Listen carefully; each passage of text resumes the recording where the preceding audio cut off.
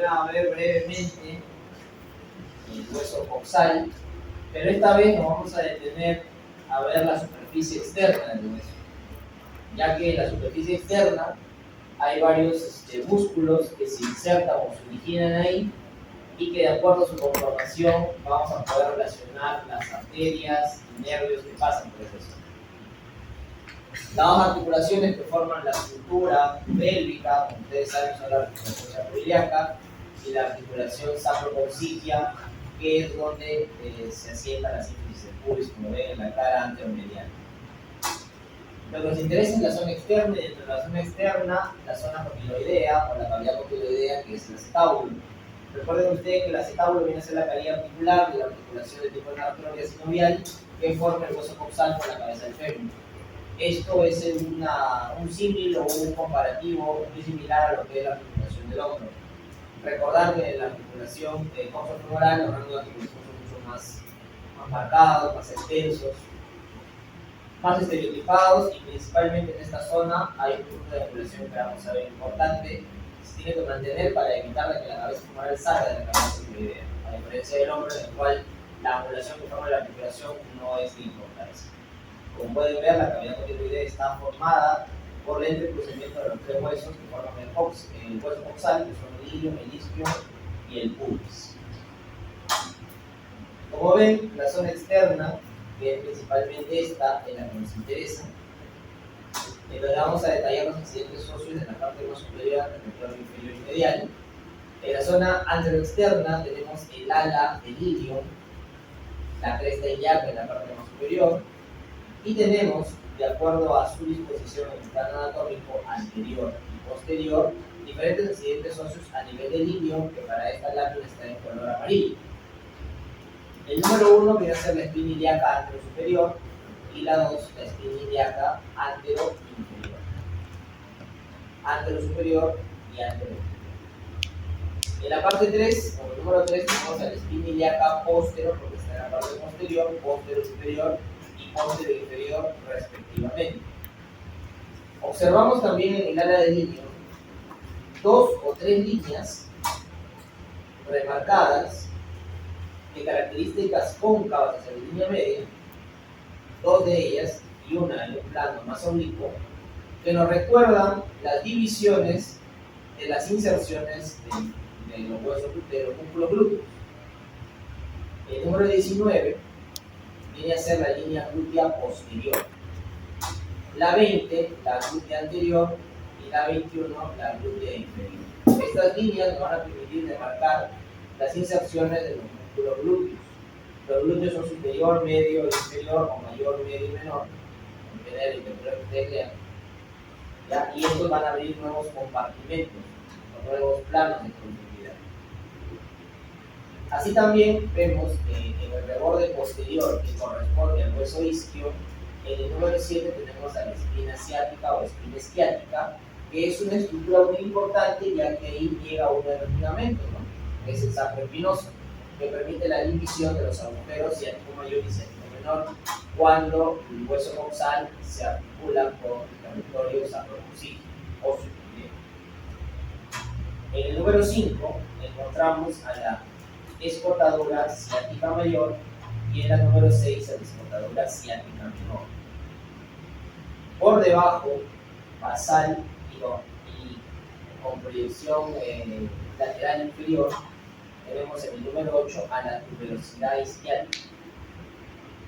Esta tuberosidad isquiática es donde descansa el peso del cuerpo cuando la persona está sentada. ¿Sí? El número 10 viene a ser la rama del isquio, y bueno, aquí en color rojo debería ser la rama del pubis, que terminan de cerrar a lo que es el agujero oculador. Debería ser el número 9, o foramen oculado o oculador. En la cavidad cotiloidea o acetábulo tenemos dos porciones. Una carilla semilunar externa, trunca en la parte basal, y con el número 17 tenemos a la fosa acetabular, donde es principalmente el punto de unión o fijación de la zona articular coxofemoral. Por debajo encontramos a la escotadura o incisura acetabular, que viene a ser donde se trunca esta carilla semilunar de las escamas. En la parte interna o la cara interna del hueso coxal ya lo hemos visto con el hueso pélvico, básicamente lo mismo, y la parte interna no nos ayuda mucho para lo que vamos a hablar en el hueso. Este hueso ya lo conocen, es el sacro, y abajo los huesos sobrecesivos del coxis. Ahí se encuentra representado con color rojo lo que es el origen del hueso del músculo piriforme, también llamado piramidal, que lo vamos a ver, es muy importante. Bueno, entramos a los huesos del miembro inferior. El hueso, o el único hueso que representa el territorio del músculo, es el fémur. Ustedes lo ven ahí. El fémur es un músculo largo, tiene una diáfisis,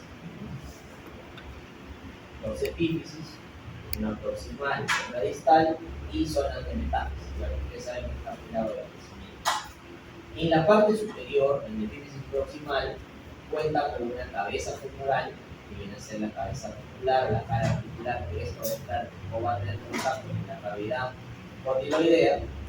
Inmediatamente luego de ello tenemos en lo que es el cuello del fémur, y hacia afuera, en la zona lateral, tenemos a parte de lo que es el trocánter mayor, y abajo y hacia adentro al trocánter menor. Así como en el número había troquín y troquíter, acá hay trocánter mayor y trocánter menor. Son importantes porque también como el nombre hay los músculos y ligamentos. Hay que aprenderlos bien. Entre ambos trocánteres tenemos una línea que es la línea intertrocánter. Finalmente, manteniendo la cara, vamos a mantenernos en la cara anterior del hueso, vamos a encontrar en el epífisis distal a los cóndilos laterales y mediales que corresponden a la articulación con los puntillos tibiales en la zona de la rodilla, y una carilla patelar que sirve para la articulación con la patela o rótula, que es el hueso de la rodilla. De los epicóndilos, el más importante es el epicóndilo medial, porque el epicóndilo medial mantiene un accidente óseo que viene a ser el tubérculo de los aductores, donde se inserta uno de los aductores, vamos a ver cuál, que permite la formación del anillo de los aductores o canal de los aductores. Hacia su cara posterior, el fémur tiene varios surcos o líneas que debemos de aprender. Aparte del trocánter mayor y menor, que se ve mejor, en el medio de los dos no encontramos una línea, sino encontramos una cresta, hay una elevación de la cresta intertrocantera. Y debajo, inmediatamente de él, aparecen tres líneas: la rama externa, rama media y rama interna. A la rama externa también se le llama tuberosidad glútea, viene ahí insertarse el glúteo mayor. A la rama media se le llama línea pectínea, donde se va a insertar el músculo pectíneo, y la rama interna. Estas tres confluyen en la cara posterior y encontramos a la famosa línea áspera, donde se van a insertar algunos músculos y va a estar en relación con algunos PAM o algunas estructuras vasculares que vamos a ver, perdón, y nerviosas. Y finalmente esta línea áspera se divide o se bifurca en dos ramas terminales, nuevamente externa e interna. Y esta interna se va a ver interrumpida por el anillo del tercer aductor. Y aquí va a haber inserción de un músculo y aquí otro. Y la intersección de ambos va a generar un espacio vacuo o un canal que va a permitir el paso de una estructura vascular, que es la arteria femoral superficial, que a este nivel se transforma en la arteria poplitea, ya que pasa al plano posterior de la fosa poplitea. Y cambia de nombre. Ahí vemos parte del fémur, la cara posterior, la línea áspera, la línea pectínea, la línea glútea o la rama externa. Acá tenemos a se llama la cresta intertubercular, el trocánter anterior, el trocánter menor, el cuello del fémur, la cabeza. Y hacia abajo vemos cómo se alisa esta línea áspera, ya no se puede moverse, se alisa completamente. Esta es la zona del rombo popliteo o de fosa poplitea. Pertenece o está en relación con la cara posterior de la rodilla. Tenemos una vista más de cerca, anterior y posterior de lo mismo: cabeza de fémur, cuello, trocánter mayor, trocánter menor, línea intertrocantérica, cabeza de fémur, trocánter mayor, trocánter menor, 3 en interrogantérica y aquí adentro hay una cosita digital, vamos a ver para qué sirve, aquí y aquí hay dos cositas. Esta es más importante, la línea glútea y la línea pectinia, y aquí la línea o la línea medial o rama interna, y aquí el inicio de la línea azul. El músculo glúteo mayor se inserta en todas las zonas, es grande la extensión que tiene. Esta es una visión más de cerca de la epífisis distal del fémur, más de lo mismo, zona articular, claramente se realiza la articulación sinovial, y aquí se insinúa lo que es la norma. Aquí vemos inserción de orígenes de algunos músculos. En la cara anterior, básicamente todo el cuerpo del fémur se me lleva el vaso intermedio del cuádriceps crural, mientras que en el cuerpo, en la diáfisis de la cara posterior, vemos una serie de músculos que se insertar. Esto es medial, en el lateral tenemos el músculo pectíneo que va en la línea pectínea, luego tenemos al aductor corto, tenemos luego al aductor largo, luego tenemos al vasto medial del cuádriceps crural que está hasta abajo. Finalmente, en esta parte tenemos a lo que es el aductor mayor, en esta zona cercana al tubérculo de los aductores. Esa interrupción permite el paso de la arteria subfemoral superficial para transformarse en poquillo.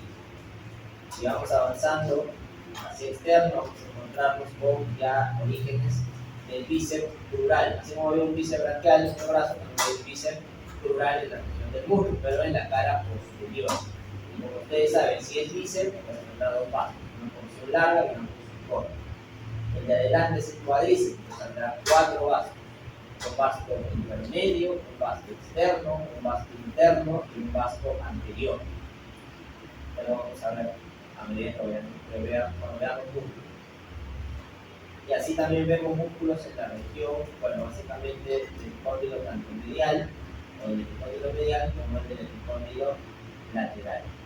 Tenemos otros músculos que se insertan, ya, por ejemplo, como los gastrocnemios, que vienen a ser los gemelos, que como pueden ver se insertan por encima de los cóndilos, en la cara posterior al fondo de la fosa muscular. Esa es una vista medial, que se ve mejor el vasto medial, el cuádriceps crural y que es el vasto intermedio. ¿Sí? Estos músculos, como ven, confluyen en esta zona que es la línea áspera, por eso se llama la línea de inserción cuádriceps. Se abren a modo de abanico, de atrás hacia el lateral y hacia adelante. También pueden ver en el epífisis proximal, a nivel del trocánter mayor, la inserción del glúteo medio. Acá en esta rama externa, que era la línea glútea, tenemos la inserción del glúteo máximo o glúteo mayor. Aquí tenemos la inserción del cuadrado femoral, que es uno de los músculos de la región profunda del glúteo. Y aquí, en una vista medial, vemos la inserción del músculo piramidal, el obturador interno y los músculos gemelos, los gemelos superiores, el gemelo inferior, y también la inserción del obturador externo. Estas son las famosas cositas digitales que vamos a ver después. A esto hablaba con el ángulo que tiene que haber entre la cabeza femoral y el acetábulo, o sea, básicamente entre el eje del cuerpo del fémur y el eje del cuello. Este tiene que haber una angulación, que habitualmente tiene que ser de 120 a 126 grados. Y que a medida que vamos avanzando en edad, esa angulación va a ir reduciéndose poco a poco. O sea, cuando nacemos, como ven, el ángulo excede los 120 grados, 135, 140 grados. Y luego va disminuyendo la angulación y ya va perdiendo esa angulación y acercándose a un ángulo de 90 grados, y el estar en esa posición en relación al acetábulo puede fracturarse. Se mantiene esta angulación para distribuir adecuadamente el peso del cuerpo sobre las piernas, en la región de la cadera, por eso es lo que llamamos cadera. Si hay demasiada angulación o si es muy recto a 90 grados, eso se fractura, porque todo el peso va a descansar sobre el cuello del fémur. Y cuando hay una fractura de cadera, eso que sucede mucho con los pacientes ancianos, la fractura se da a este nivel, en el cuello del fémur.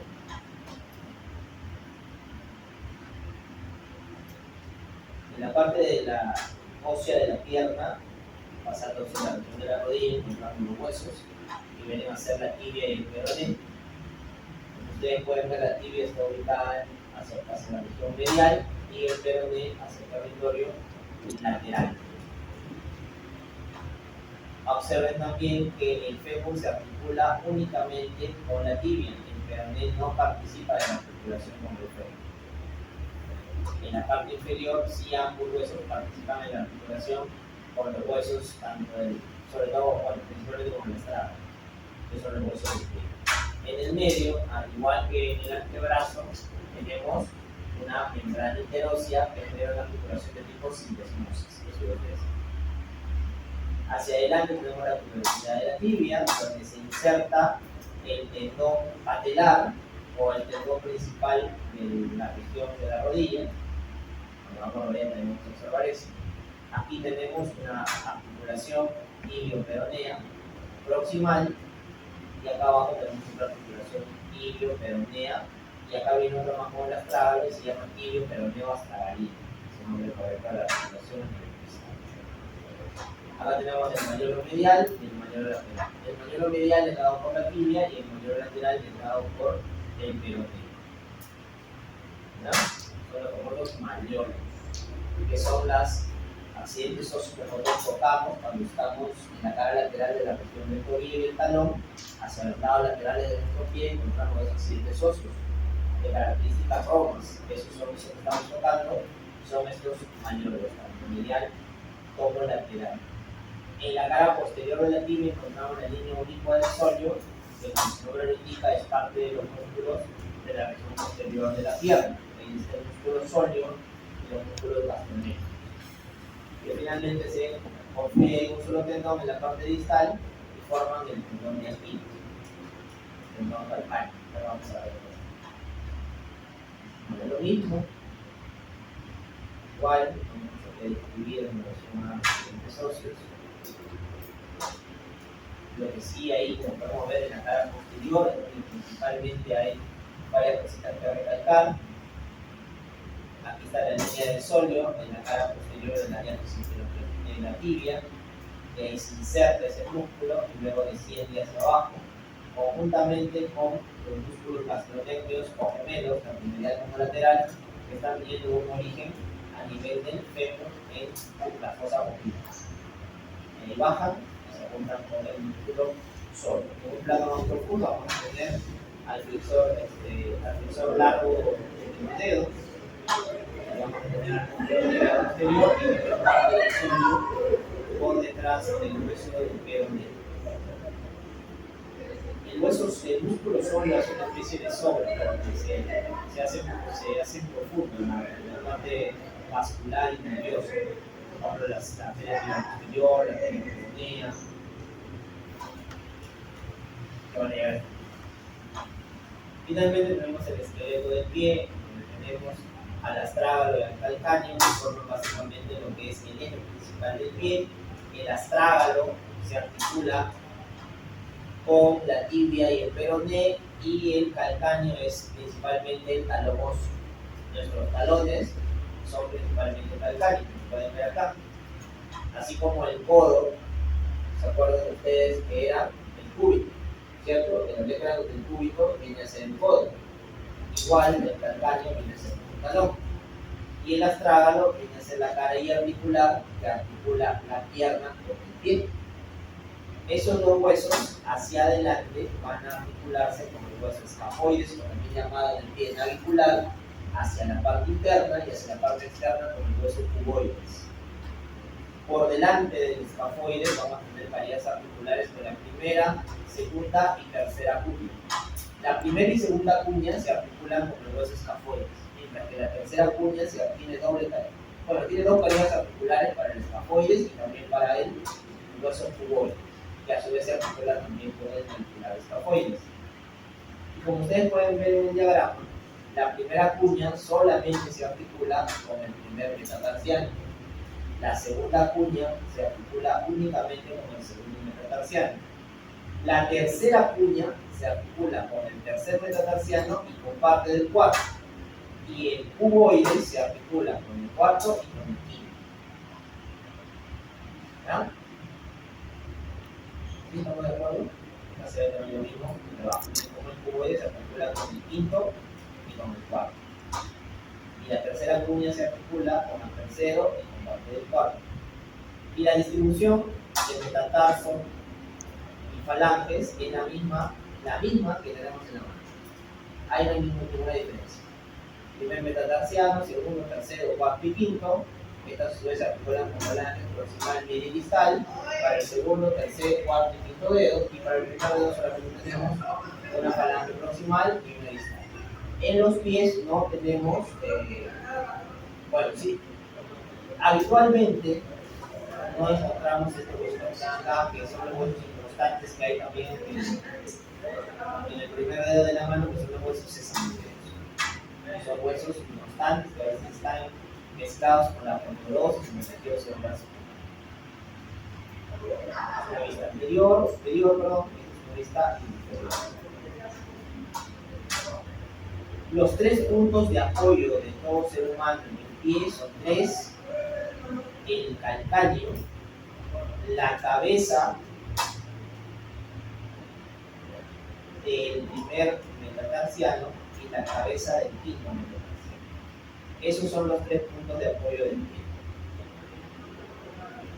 Es decir, si por A o B sufre una amputación traumática del segundo o tercer dedo, mi zona de estabilidad no se altera.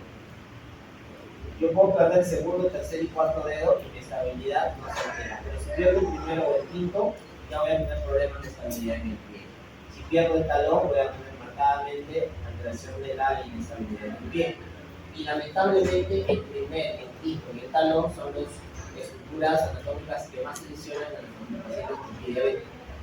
Cuando hay un famoso pie diabético isquémico y se necrosan los pies, el paciente se amputan las extremidades por causa de la diabetes, habitualmente hay lesión siempre en talón, en primer y en quinto dedo, lamentablemente. Esa es una vista lateral y una vista medial, que es el pie óseo, donde pueden ver que las características que hemos mencionado se mantienen. Y lo más importante de esta imagen es acordarse que el astrágalo es el que se encuentra superior al calcáneo. Ahora se puede llegar a ver confusiones. Y esta es la distribución con la silueta del pie. Observen que el talón lo forma básicamente el calcáneo. Al calcáneo es el que va a llegar el tendón de Aquiles. Y ahí están los tres puntos de apoyo que les digo. El talón sería la cabeza del primer metacarpiano y al fondo estaría la cabeza del pie. Esos son los puntos de apoyo.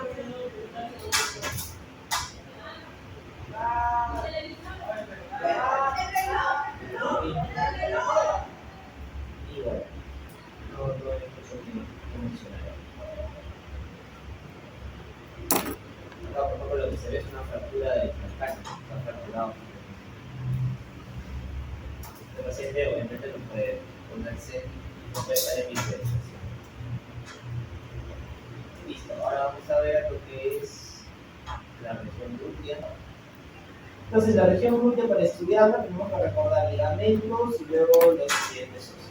Con relación a los ligamentos, para enfrentarse a lo que es la región glútea, hay dos ligamentos muy importantes: el ligamento sacroespinoso y el ligamento sacrotuberoso. Eso ya ustedes lo han visto en la enfermedad de pelvis.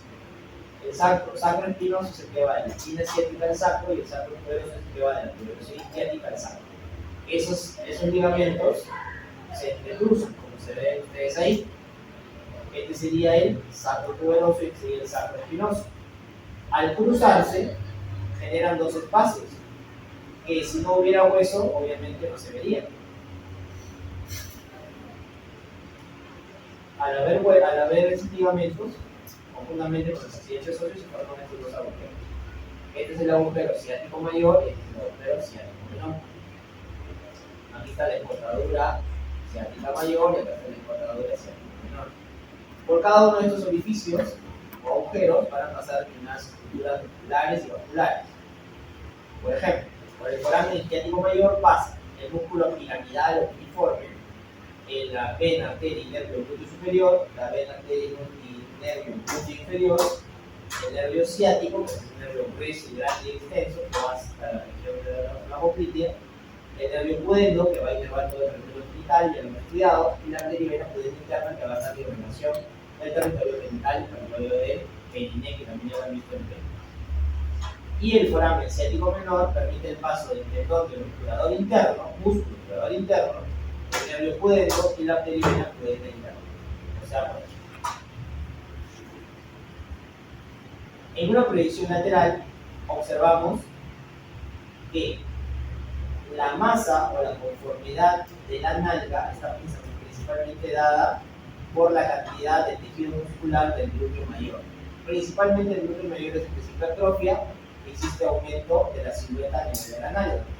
Otra cosa importante a detallar es que hay un músculo en la cara lateral que se continúa con una banda ligamentaria extensa, aplanada y larga, que llega hasta la tuberosidad o el tubérculo anterolateral de la tibia, como se ve en esta lámina, que viene a ser el tracto iliotibial, que es parte del músculo tensor de la fascia lata. La fascia lata es una fascia que recubre todo el territorio del músculo. Esa fascia lata es la que se corta, no sé, cuando hicieron cabeza o anatomía, no sé si les explicaron acerca de los hematomas epidurales, si la arteria media se rompía, había un coágulo de sangre, había que hacer un hueco al cráneo, luego guardar esa plaqueta, ese pedazo de hueso en la zona del músculo, para que se corte esa fascia y ahí se guarda ese hueso hasta que se recupere y luego se vuelve a colocar el hueso en su sitio, en el cráneo. Esa es la parte sensitiva del territorio de la región glútea, que como ven está inervado por un nervio hipogástrico, los glúteos superiores, medios inferiores, el nervio femoral lateral, el femoral posterior, casi en el reborde de la nalga, casi se límite de la región de la región glútea.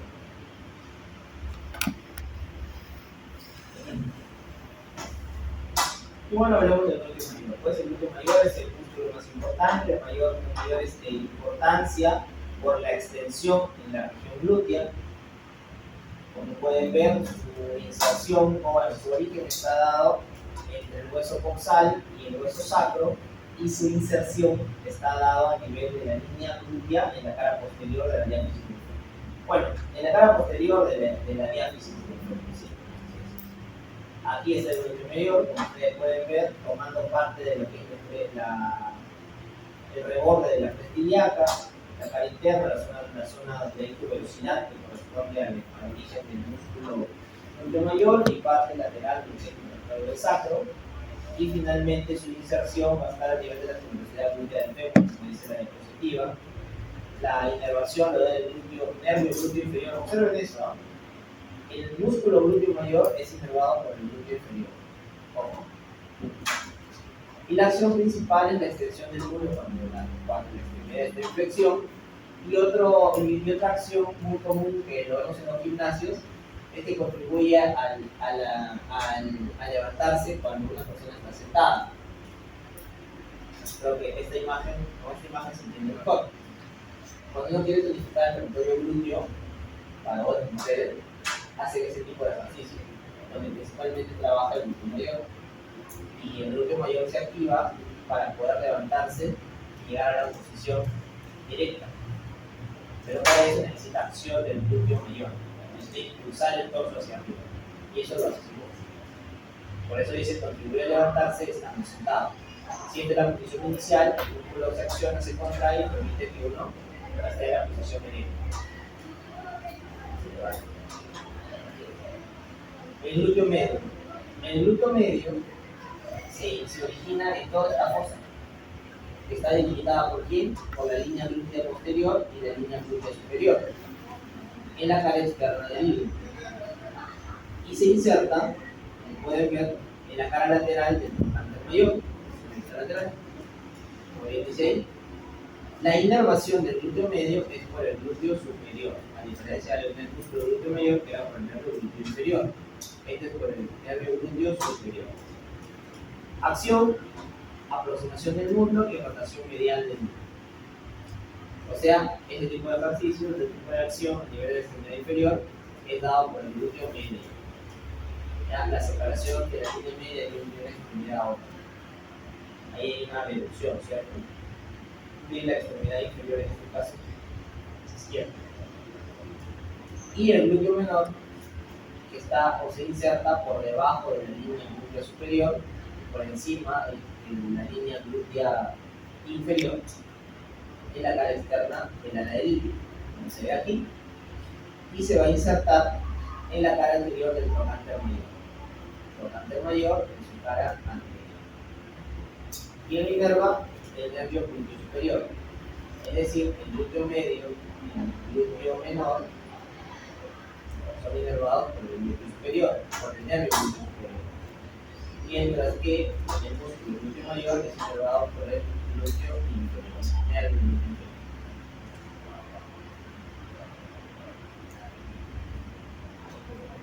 Este músculo es el músculo piramidal, que es un músculo que atraviesa el agujero ciático mayor y permite que el músculo salga de la cavidad pélvica en su origen para colocarse a nivel del trocánter mayor, pero en su cara externa, como se ve aquí. El músculo piramidal no ocupa toda la circunferencia o todo el espacio de esta escotadura o de este orificio, permitiendo un espacio por encima y por debajo de este músculo, que va a ser usado por estructuras nerviosas y vasculares, que son los vanos glúteo superior y glúteo inferior, que van a salir por arriba y por debajo de este músculo, como en esta imagen. Este es el músculo piramidal, y el vano glúteo superior sale por arriba y el inferior sale por debajo. Ambas estructuras nerviosas y vasculares han estado o se han originado en la cavidad pélvica y han salido a la región glútea, que viene a ser esta, a través de este orificio, este de aquí. Pero como el músculo no ocupa todo el espacio, ahí aprovechan salir esos nervios y esos. El músculo piramidal, entonces, con fines para el examen práctico, es importante ubicarlo para saber dónde está el nervio y la arteria y darle el nombre, si sale por arriba o sale por abajo. Esta lámina nos permite identificar la posición de arriba hacia abajo de los músculos en la región profunda o el plano profundo de la región glútea. Tenemos al músculo glúteo medio, debajo de él encontraremos al glúteo inferior o glúteo menor, después encontraremos al músculo piramidal, que escapa de la cavidad pélvica por el agujero ciático mayor. Luego tenemos al músculo gemelo superior, tenemos al músculo obturador interno que viene desde aquí y luego se adelgaza y pasa por acá, entre el gemelo superior y el gemelo inferior, que son los músculos.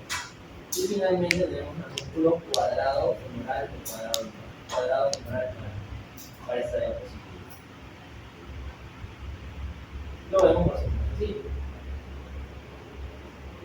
Estos músculos que están acá son estos que están aquí. Este músculo de acá será el gemelo superior. Este músculo de acá, todo este músculo será el obturador interno. Todo este músculo de la izquierda será el gemelo inferior. Y debajo, el cuadrado.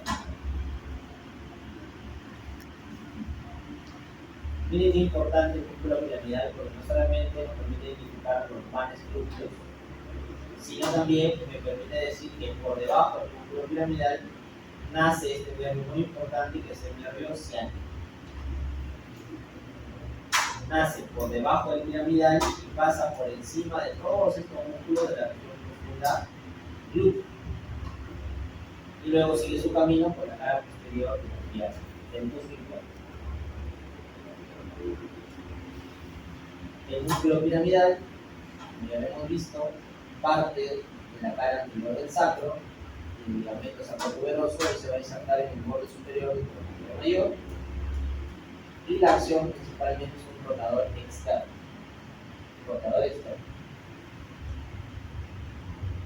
Aquí es una imagen sacada, si no me equivoco, debe ser el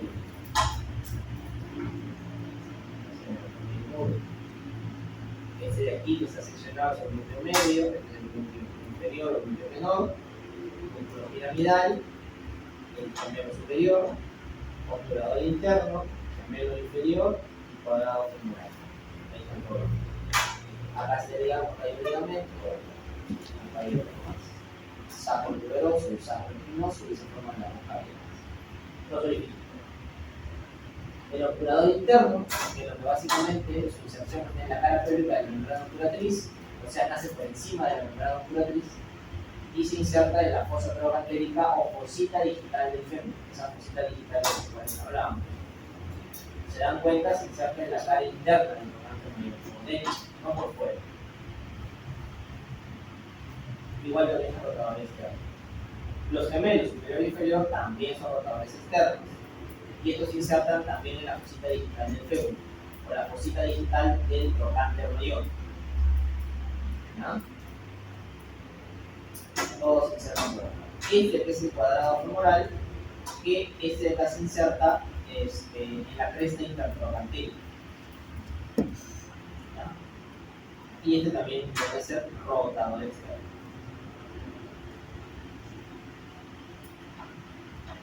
O sea, mejor dicho, todos son rotadores externos. A no ser por problema. Rotador externo, rotador externo, rotador externo y rotador externo. O sea, positivo. Y este es el otro músculo que es el tensor de la fasciolata que estábamos hablando, es un músculo que se ubica en el lateral del muslo, que pertenece a la región glútea, y ahí que se va a continuar con esta cinta que acá está representada en color verde, que viene a ser la fascia lata, el tracto iliotibial. Se va hasta el cóndilo externo del tracto tibial, abajo. La parte muscular termina ahí arriba y nace del espina iliacal superior, como tiene que ser, y pertenece o llega al tracto tibial y se inserta en el cóndilo lateral de la tibia. Todo esto es una porción muscular y una porción de tibia, va a ser descenso.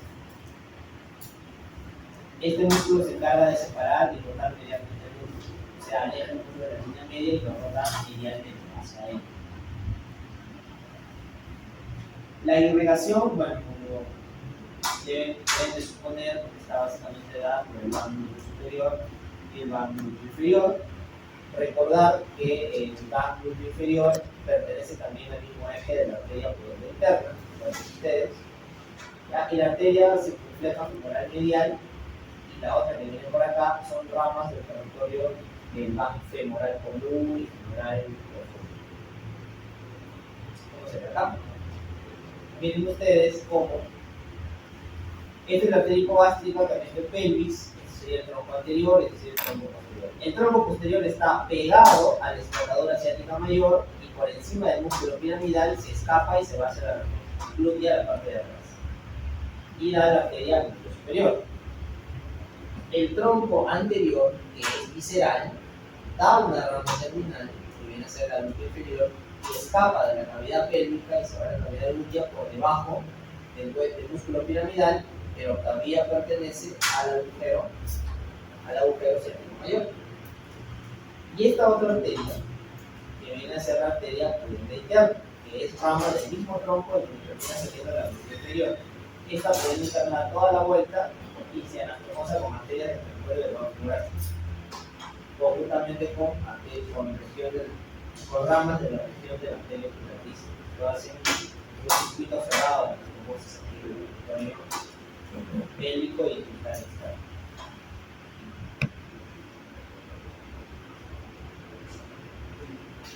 Bueno, y esto solo para que pase a cirugía plástica. El aumento del volumen glúteo se da básicamente la colocación de implantes por una glúteoplastía, que es lo más habitual, es lo más duradero. Con lo que han aprendido, me imagino que se habrán dado cuenta que el implante lo van a tener que colocar por debajo del glúteo mayor. No pueden colocarlo por debajo del glúteo medio porque si no le bajarían el músculo que está acá y lastimarían todo el territorio vascular y sobre todo el primero. Entonces los implantes se ponen inmediatamente por debajo del glúteo mayor. Eso es todo. Listo, chicos, no